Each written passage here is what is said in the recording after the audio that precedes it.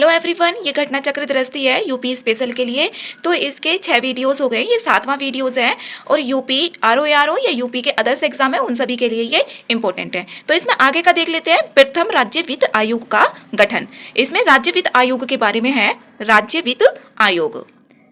इसमें जो प्रथम राज्य वित्त आयोग का गठन किया गया था वो 1994 में किया गया था और जो राज्य वित्त आयोग का गठन है वो प्रत्येक 5 साल में किया जाता है। जो वित्त आयोग होता है, एक तो केंद्रीय वित्त आयोग होता है, एक राज्य वित्त आयोग होता है। और ये किस आर्टिकल में, जो अनुच्छेद है 243 आई के अनुसार 5 साल जो राज्य वित्त आयोग है उसका गठन 5 साल के लिए किया जाता है। अब यहाँ पर है, प्रथम उत्तर प्रदेश राज्य वित्त आयोग के अध्यक्ष कौन थे?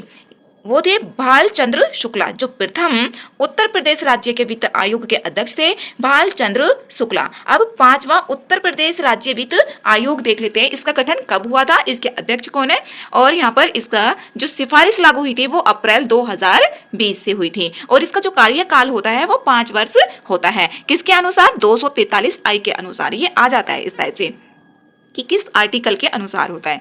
गठन इसका 2015 में किया गया था और यहाँ पर इसके अध्यक्ष कौन है? आनंद मिश्र। और इसकी सिफारिश लागू कब से हुई थी? ये अप्रैल 2020 से सिफारिश इसके लागू हुई थी और ये कौन सा है? 5वां उत्तर प्रदेश राज्य वित्त आयोग है। उत्तर प्रदेश नगर निगम अधिनियम, इसमें नगर निकाय के बारे में है, नगर निकाय। तो यहाँ पर उत्तर प्रदेश नगर निगम अधिनियमित कब से हुआ था? 1959 में। उत्तर प्रदेश में नगरीय स्वायत्त शासन जो ऑटोनॉमी होती है, संयुक्त प्रांत नगर पालिका अधिनियम 1916 के तहत वर्ष 1916 में प्रारंभ हुआ था। जो उत्तर प्रदेश में नगर पालिका अधिनियम है उसके अंतर्गत 1916 के तहत 1916 में ही प्रारंभ हुआ था नगर निकाय। नगरों के प्रकार, उसमें घोषणा किसके द्वारा की जाती है? राज्यपाल के द्वारा की जाती है। यहाँ पे भी ये इंपॉर्टेंट है कि जो नगरों के प्रकार है उसकी घोषणा किसके द्वारा की जाएगी? राज्यपाल के द्वारा की जाएगी। अब उत्तर प्रदेश में नगर निकाय के प्रकार, उत्तर प्रदेश की बात कर रहे हैं, उत्तर प्रदेश में नगर निकाय के प्रकार के बारे में, जैसे कि यहाँ पर नगर निगम, नगर पालिका परिषद और नगर पंचायत होती है। इसमें जो नगर निगम होगा उसमें एक मेयर, महापौर, एक उपमेयर होगा और उप महापौर व 3 सभासद होते हैं। इसमें एक तो मेयर महापौर होगा, एक उपमेयर उप महापौर होगा और 3 सभासद होंगे। और इसमें सभासदों के जो 3 प्रकार होते हैं सभासद के, एक तो इसमें निर्वाचित, मनोनीत और एक क्या होगा? पदेन होगा। इसमें 3 होंगे, तो एक तो निर्वाचित, मनोनीत और एक पदेन होगा। और इसमें आगे देखें, इसमें आगे नोट करके दिया हुआ है, पदेन सदस्यों के अंतर्गत नगर क्षेत्र वाले लोकसभा एवं राज्य सभा सदस्य तथा विधानसभा एवं विधान परिषद सदस्य भी आते हैं। किस किस के? लोकसभा, राज्यसभा सदस्य होंगे, विधानसभा और विधान परिषद के सदस्य भी इसमें आते हैं। इसमें नगर पालिका परिषद के बारे में, जैसे कि प्रादेशिक क्षेत्र, अधिसूचित क्षेत्र जो किया जाएगा वो किसके द्वारा? राज्यपाल के द्वारा। मेयर का निर्वाचन प्रत्यक्ष रूप से वयस्क जनता द्वारा किया जाएगा। जो मेयर है उसका निर्वाचन प्रत्यक्ष जनता के द्वारा ही किया जाएगा।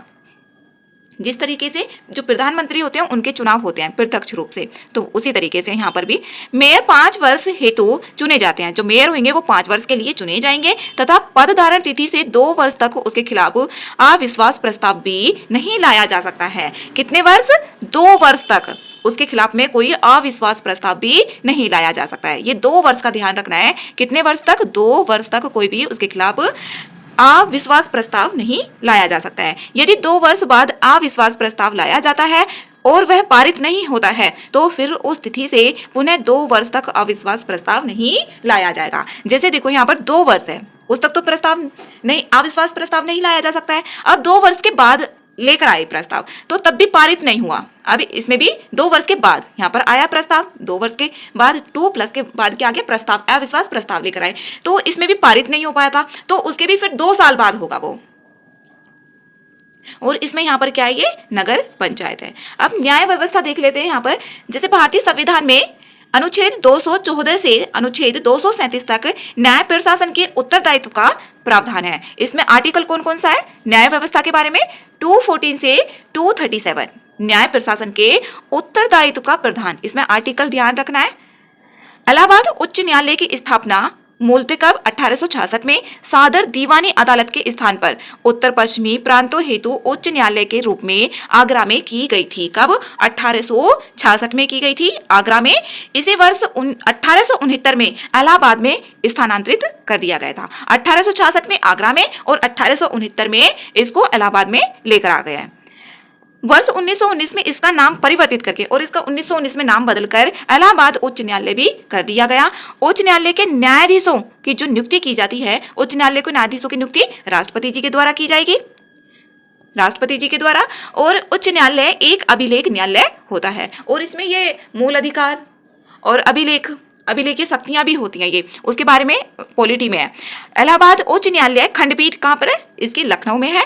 और न्यायाधीशों की स्वीकृत संख्या 160, जो देश के अन्य किसी उच्च न्यायालय से अधिक है। कितनी है? 160। जो न्यायाधीशों की स्वीकृत संख्या है वो कितनी है? 160। उच्च न्यायालय के मुख्य न्यायाधीश इसकी नियुक्ति और भारत के मुख्य न्यायाधीश परामर्श से राज्यपाल के द्वारा की जाएगी। जो उच्च न्यायालय के मुख्य न्यायाधीश होंगे उसकी नियुक्ति भारत के मुख्य न्यायाधीश के द्वारा परामर्श से राज्यपाल के द्वारा की जाएगी। अब यहाँ पर उच्च न्यायालय की देखरेख में प्रदेश के जनपदों में स्थापित न्यायालय, जैसे यहाँ पर है सिविल जज जूनियर डिवीजन, लघु वाद न्यायालय, अतिरिक्त जिला एवं सत्र न्यायालय, जिला तथा सत्र न्यायालय, सिविल जज सीनियर डिवीजन। ये यहाँ पर देखरेख के लिए जो जनपदों में स्थापित न्यायालय किए गए हैं उसके लिए बोला हुआ है। अब यहाँ पर जैसे पारिवारिक न्यायालय उत्तर प्रदेश में देख लेते हैं। कुटुंब न्यायालय अधिनियम 1984 के अधीन जनपद आजमगढ़, मेरठ, अयोध्या, आगरा, बरेली, मुरादाबाद, गोरखपुर, वाराणसी, झांसी में एक तथा प्रयागराज, लखनऊ, कानपुर नगर में दो पारिवारिक न्यायालय स्थापित किए गए हैं। कहाँ पर? ये कुटुंब न्यायालय, जो कुटुंब न्यायालय अधिनियम 1984 है उसके अधीन किए गए। एक तो आजमगढ़, यहाँ पर जो डिस्ट्रिक्ट है आजमगढ़, मेरठ, अयोध्या, आगरा, बरेली, मुरादाबाद, गोरखपुर, वाराणसी और झांसी, इसमें तो सब में एक है। और जबकि प्रयागराज में, लखनऊ और कानपुर, इसमें दो पारिवारिक न्यायालय स्थापित किए गए हैं।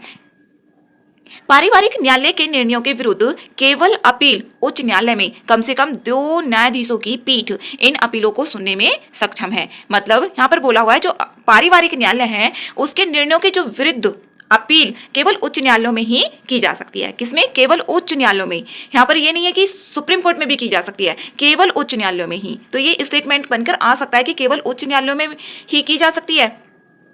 अब प्रदेश के प्रत्येक जनपद में पारिवारिक न्यायालय का गठन किया गया है। जो प्रदेश का प्रत्येक डिस्ट्रिक्ट है, जनपद है, उसमें पारिवारिक न्यायालय का भी गठन किया गया है। अब यहाँ पर जैसे लोकायुक्त उत्तर प्रदेश, लोकायुक्त के बारे में देख लेते हैं। उत्तर प्रदेश के प्रथम लोकायुक्त के बारे में, जैसे न्यायमूर्ति विश्वंभर दयाल, इनका कार्यकाल था 14 सितंबर से 1977, 14 सितंबर 1977 से 13 सितंबर 1982 तक इनका जो प्रथम लोकायुक्त था उसका कार्यकाल। अब वर्तमान की बात देख लेते हैं। एक तो प्रथम और वर्तमान याद ही रखना है।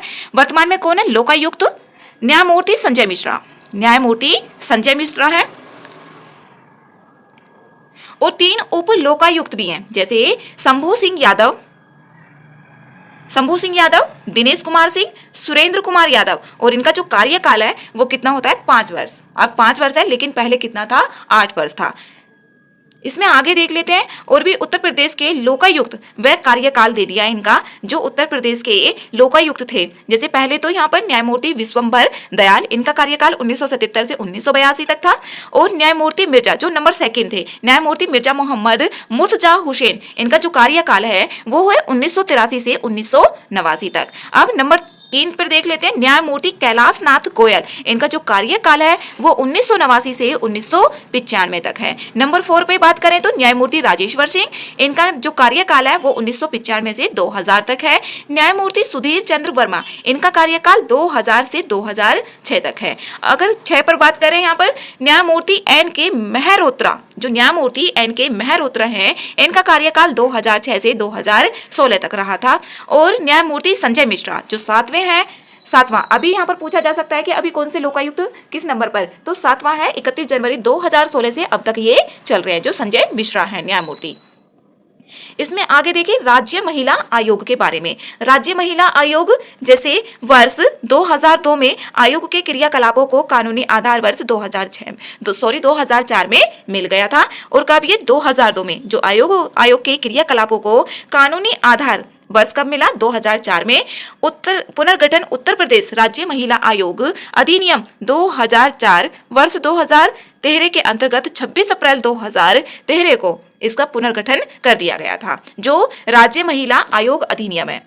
अब यहाँ पर इसका उद्देश्य देखें, महिलाओं के उत्पीड़न संबंधी शिकायतों का निस्तारण, विकास की प्रक्रिया में सरकार को सलाह तथा उनके सशक्तिकरण हेतु आवश्यक कदम। इसका जो उद्देश्य है, जो भी महिलाओं के उत्पीड़न से संबंधित इसका कार्य होगा, उद्देश्य शिकायतों का निस्तारण, उनको खत्म किया जाएगा, जो भी शिकायतें होंगी सोल्व किया जाएगा। विकास की प्रक्रिया में सरकार को सलाह, जो विकास है उसकी प्रक्रिया में सरकार को सलाह भी देगा और उनके सशक्तिकरण के लिए भी कदम उठाएगा। राज्य महिला आयोग उत्तर प्रदेश, शक्ति, सुरक्षा और मुस्कान इसका लोगो है ये। अब इसमें आगे देख लेते हैं कारागार प्रशासन एवं सुधार। कारागार वर्तमान में प्रदेश में बंदियों के निरुद्धीकरण व सुधार हेतु विभिन्न श्रेणी की संचालित कारागारों की संख्या। इसमें कारागारों की संख्या कितनी है? 75। और जो यूपीपीसीएस का फाइनल रिजल्ट आता है तो उसमें डिप्टी जेलर की भी वैकेंसी होती है। प्रदेश तथा अन्य प्रदेशों के कारागार कर्मियों के प्रशिक्षण हेतु संस्थान जैसे संपूर्णानंद कारागार प्रशिक्षण कहाँ पर है? ये लखनऊ में है। कारागारों में उत्पादित वस्तुओं के विक्रय प्रदर्शन हेतु जेल डिपो स्थापित अमीनाबाद लखनऊ में है ये।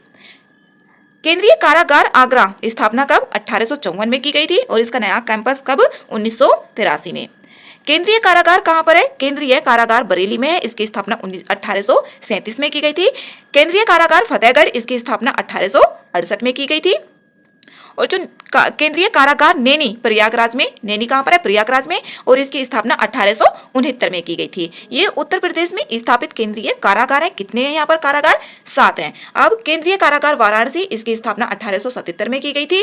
केंद्रीय कारागार द्वितीय जो बरेली में है, इसकी स्थापना जनवरी 2017 में खुली नई जिला जेल को केंद्रीय कारागार दूसरा महिला का दर्जा भी दिया गया। केंद्रीय कारागार सैफई कहाँ पर? इटावा में है और इसका उद्घाटन नवंबर 2021 में हुआ था। अब यहाँ पर दिसंबर 2022 तक प्रदेश में, ये कब तक का डेटा है? दिसंबर 2022 तक, अभी भी यही है। दिसंबर 2022 तक प्रदेश में 7 केंद्रीय कारागारों के अतिरिक्त 62 जिला कारागार और 2 उप कारागार, कौन कौन से? देवबंद और महोबा, और 4 विशेष कारागार हैं। आदर्श कारागार लखनऊ, नारी बांदी निकेतन लखनऊ, महिला केंद्रीय कारागार बरेली और किशोर सदन बरेली। कितने हैं? 4 विशेष कारागार है ये। यहाँ पर 4 विशेष कारागार के नाम भी दिए हुए हैं। लखनऊ और दूसरा भी लखनऊ, तीसरा बरेली और चौथा किशोर सदन बरेली में है। अब उत्तर प्रदेश के प्रमुख स्थल के बारे में देख लेते हैं। आगरा स्थित लाल किले का निर्माण किसने करवाया था? अकबर ने। जो आगरा का लाल किला है ना, उसका निर्माण अकबर ने करवाया था। सूफी संत शेख सलीम चिश्ती की दरगाह कहाँ पर स्थित है? फतेहपुर सीकरी में है। राधा स्वामी संप्रदाय के अनुयायियों का मंदिर स्थित कहाँ पर है? दयाल बाग आगरा में है। जो राधा स्वामी संप्रदाय है उसके अनुयायियों का मंदिर दयाल बाग आगरा में है। प्रयाग का नाम इलाहाबाद किसने रखा था? अकबर ने रखा था। मुगल सम्राट अकबर का मकबरा कहाँ पर है? सिकंदरा आगरा में है। और वृंदावन स्थित गोविंद देव के मंदिर का निर्माण किसने करवाया था? जयपुर के महाराजा मानसिंह ने करवाया था। जो वृंदावन है उसके गोविंद देव के मंदिर का निर्माण जयपुर के महाराजा मानसिंह ने करवाया था। उत्तर प्रदेश का सबसे पुराना और सबसे बड़ा बहुउद्देशीय संग्रहालय कहाँ पर है? ये है राज्य संग्रहालय लखनऊ और इसकी स्थापना 1863 में हुई थी। ये उत्तर प्रदेश का सबसे पुराना और सबसे बड़ा बहुउद्देशीय संग्रहालय है। अब यहाँ पर प्रमुख संग्रहालय और उनके स्थापना वर्ष की भी बात कर लेते हैं। यहाँ पर प्रमुख संग्रहालय है ये। राज्य संग्रहालय लखनऊ 1863 में इसकी स्थापना हुई थी। राजकीय संग्रहालय मथुरा में ये 1874 में स्थापना। राजकीय संग्रहालय झांसी, इसकी स्थापना 1978 में। और लोक कला संग्रहालय, इसकी स्थापना लखनऊ में और 1989 में हुई थी। अब यहाँ पर राजकीय स्वतंत्रता संग्राम संग्रहालय, इसकी स्थापना मेरठ में 1997 में हुई थी। राजकीय जैन संग्रहालय मथुरा, इसकी स्थापना 2003 में। और भारत कला भवन BHU, जो BHU है वाराणसी में और इसकी स्थापना 1920 में हुई थी। यहाँ पर और भी प्रमुख संग्रहालय हैं, उसके बारे में देख लेते हैं। अंतर्राष्ट्रीय रामकथा संग्रहालय एवं आर्ट गैलरी ये कहाँ पर है? अयोध्या में 1988 में इसकी स्थापना की गई थी। राजकीय बौद्ध संग्रहालय ये गोरखपुर में है, 1987 में इसकी स्थापना की गई थी। जनपदीय संग्रहालय ये सुल्तानपुर में और इसकी स्थापना 1989 में की गई थी। राजकीय बौद्ध संग्रहालय कुशीनगर ये 1994 में इसकी स्थापना। राजकीय पुरातत्व संग्रहालय ये कन्नौज में और इसकी स्थापना 1996 में की गई थी। ये फैक्ट है, इसको ना बार बार बस रटना पड़ेगा, फैक्ट है। डॉक्टर भीमराव अंबेडकर संग्रहालय एवं पुस्तकालय ये कहाँ पर है? रामपुर में और इसकी स्थापना 1998 से 2004 के बीच में की गई थी।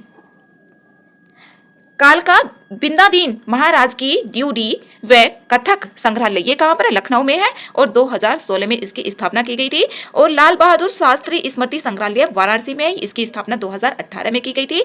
राजकीय बौद्ध संग्रहालय ये सिद्धार्थनगर पीपरहवा में इसकी स्थापना 2009 में की गई थी। राजकीय पुरातत्व संग्रहालय ये फर्रुखाबाद में और इसका अभी ये निर्माणाधीन, मतलब कि निर्माण चल रहा है इसका। जो राजकीय पुरातत्व संग्रहालय कहाँ पर? फर्रुखाबाद में। और बाल संग्रहालय ये कन्नौज में, ये भी निर्माणाधीन है। और नौसेना शौर्य संग्रहालय लखनऊ ये भी निर्माणाधीन है। इसमें आगे देख लेते हैं प्रमुख दर्शनीय स्थल। जो प्रमुख दर्शनीय स्थल है और कहाँ पर है, वो कौन कौन से जिले में है? जैसे कि आगरा, ताजमहल कहाँ पर है? आगरा में है। वृंदावन मंदिर मथुरा में। रूमी दरवाजा ये कहाँ पर है? लखनऊ में। चक्रतीर्थ नैमिषारण्य ये कहाँ पर है? सीतापुर में है। और गोरखपुर मंदिर ये कहाँ पर है? गोरखपुर में ही है। और इसमें आगे देखिए संत कबीर निर्वाण स्थल ये कहाँ पर है? मगहर, संत कबीर नगर में है। आनंद भवन ये कहाँ पर है? प्रयागराज में। आनंद भवन प्रयागराज में। जेके मंदिर कानपुर नगर। भीतरगांव गुप्तकालीन मंदिर कानपुर में। भीतरगांव जो गुप्तकाल में बनाया गया था, भीतरगांव मंदिर। और देवगढ़ का दशावतार मंदिर, एक देवगढ़ का दशावतार मंदिर भी है। भीतरगांव मंदिर ये कहाँ पर है? कानपुर में। विंध्यवासिनी मंदिर ये कहाँ पर है? मिर्जापुर में है। ओघड़नाथ मंदिर ये मेरठ में है। ओघड़नाथ मंदिर कहाँ पर है? मेरठ में है। मकरपई मंदिर कहाँ पर है? महोबा में है।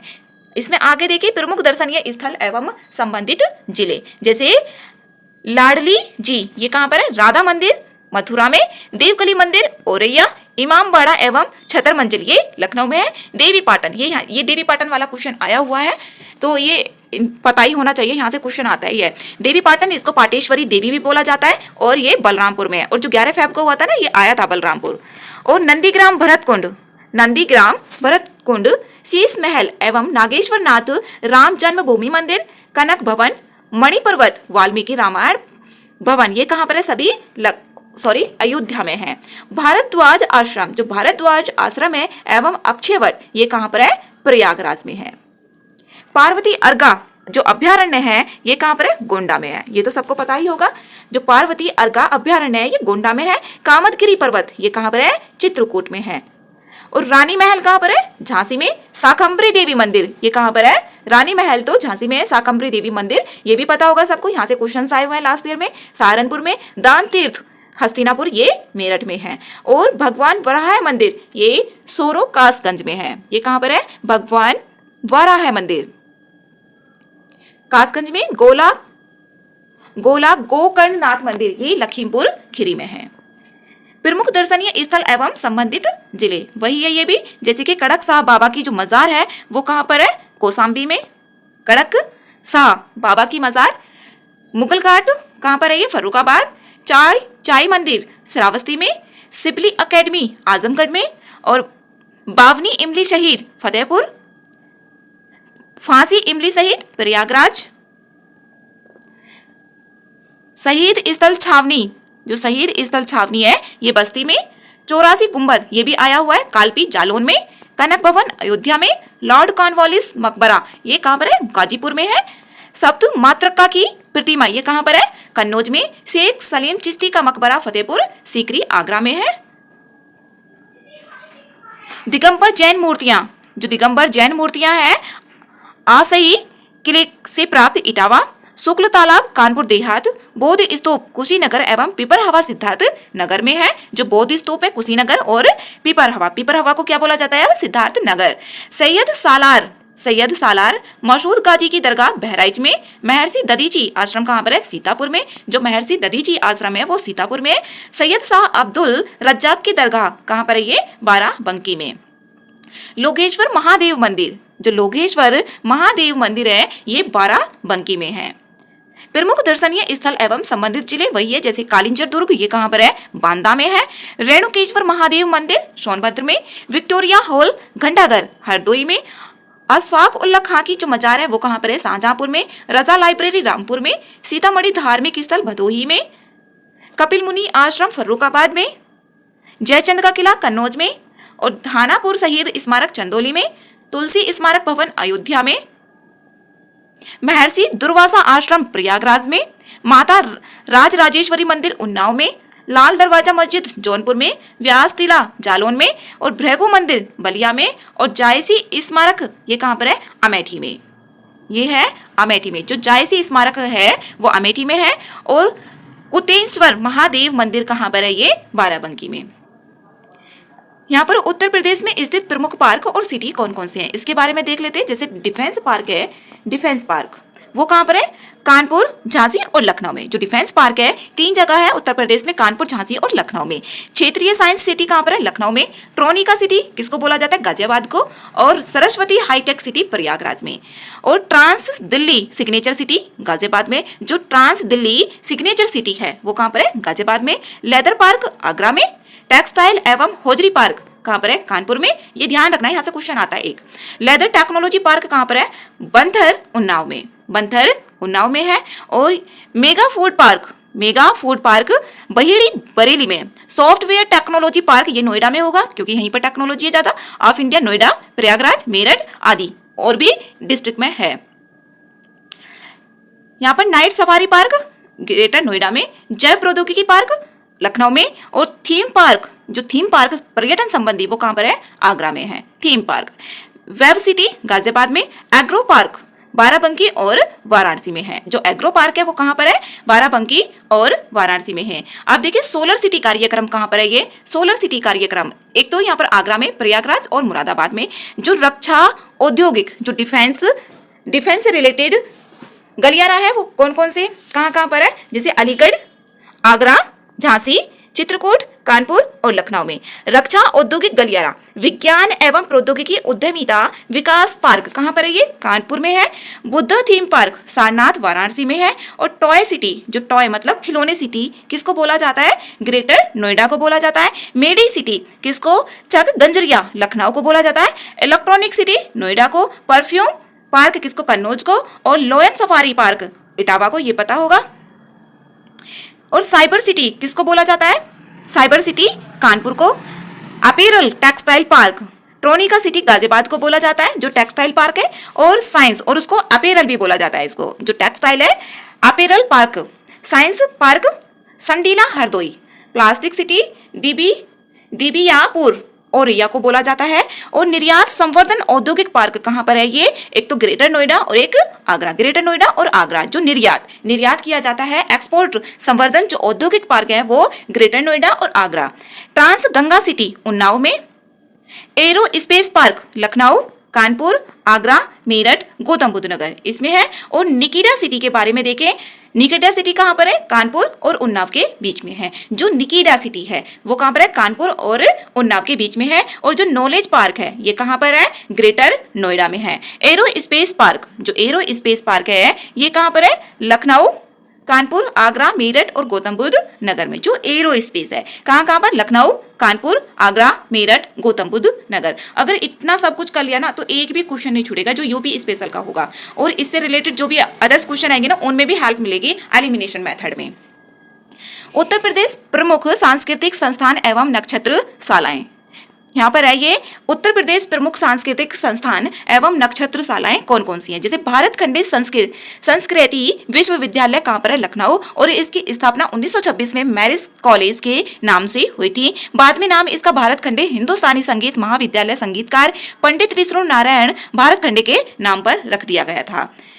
जो भारत खंडे हिंदुस्तानी संगीत महाविद्यालय है, इसका जो नाम है वो संगीतकार पंडित विष्णु है उनके नाम पर रख दिया गया था। और उत्तर प्रदेश सरकार द्वारा 26 मार्च 1966 को इसे अपने नियंत्रण में ले लिया गया था, उत्तर प्रदेश सरकार के द्वारा। और डीम्ड विश्वविद्यालय घोषित होने तक यह एक शासकीय संस्था के रूप में ही गतिशील रहा था। अब यहाँ पर बस ये याद रखना है कि 26 मार्च 1966 को उत्तर प्रदेश ने इसको अपने नियंत्रण में ले लिया था। अब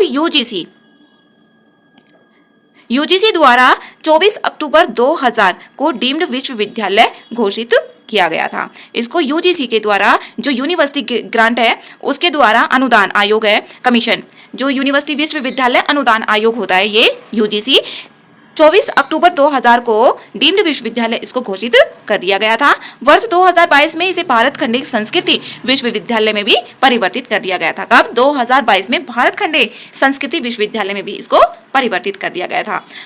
भारतेंदु नाट्य, जो ये संस्था है ना, इनका बस ना ये स्थापना वर्ष याद रखना है। जैसे कि यहाँ पर क्या है, भारतेंदु नाट्य अकादमी, ये कहाँ पर है? लखनऊ में। और इसकी स्थापना अगस्त 1975 में की गई थी, क्योंकि वहाँ पर ना मिलान करने के लिए आ जाता है। बस अभी तक यहाँ से ऐसा ही क्वेश्चन आया हुआ है, जैसे कि ये दे दिया और इसके सामने जो भी ईयर है उसको दे देगा और ऐसे मिलान करने के लिए पूछ लेगा एक का कौन सा होगा। लास्ट ईयर में यही क्वेश्चन आए हुए हैं जैसे यहाँ पर। और इसका उद्देश्य देख लेते हैं। यहाँ पर इसकी स्थापना 1975 हिंदी भाषी प्रांतों में प्रतिभावन आकांक्षी युवक युवतियों को नाट्य कला प्रशिक्षण देने हेतु के लिए जनजाति एवं लोक कला संस्कृत संस्थान लखनऊ, इसकी स्थापना 1996 में की गई थी। और उत्तर प्रदेश के जनजातीय एवं लोक संस्कृति के संरक्षण, संवर्धन, प्रदर्शन के लिए जो जनजाति एवं लोक कला संस्थान है, इसकी स्थापना कब की गई थी? 1966 में की गई थी। और कहां पर है ये? लखनऊ में। ये बस दो चीजें याद रखनी है मोस्टली। उत्तर प्रदेश राजकीय अभिलेखागार, इसकी स्थापना कब की गई थी?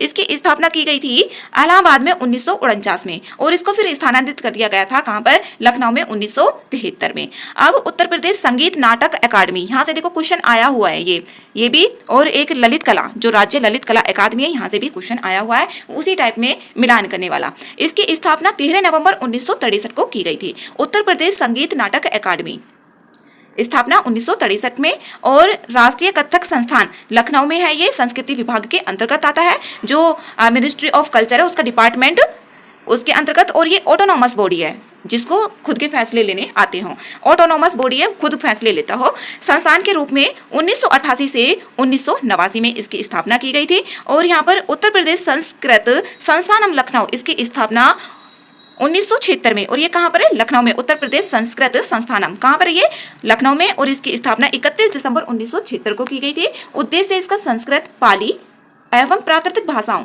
जो प्राकृत भाषाएं हैं और उनके साहित्य के समुचित संरक्षण, प्रोत्साहन एवं विकास के लिए। हिंदुस्तान अकेडमी प्रयागराज, इसकी स्थापना 22 जनवरी 1927 को, जो हिंदुस्तान अकेडमी प्रयागराज है, इसकी स्थापना 22 जनवरी 1927 को की गई थी।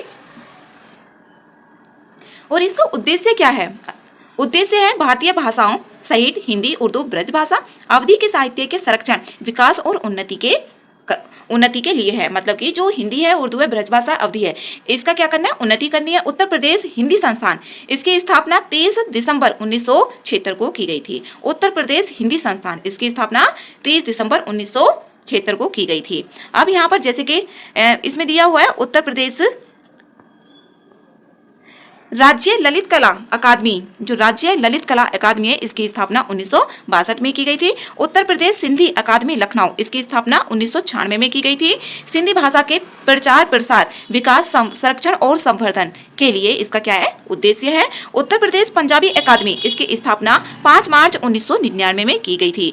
राज्य संग्रहालय लखनऊ, ये राज्य संग्रहालय कहाँ पर है? ये लखनऊ में है। और यहाँ पर इसकी जो स्थापना है वो 1863 में लखनऊ डिवीजन के तत्कालीन कमिश्नरी कर्नल एल्बर्ट द्वारा 1883 में यह प्रांतीय संग्रहालय के रूप में लाल बारादरी में व्यवस्थित है। कहाँ पर? ये 1883 में और लाल बारादरी में। और वर्ष 1950 में इसका नाम प्रांतीय संग्रहालय के स्थान पर राज्य संग्रहालय भी रख दिया गया था। जो प्रांतीय संग्रहालय था, इसका पहले नाम उसका राज्य संग्रहालय। क्या है ये? राज्य संग्रहालय। कब? ये 1950 में। और इसकी स्थापना कब की गई थी? यहाँ पर 1863 में की गई थी। लखनऊ डिवीजन के तत्कालीन कमिश्नरी कर्नल एल्बर्ट, उसमें कौन थे? जो कमिश्नर थे कर्नल एल्बर्ट के द्वारा।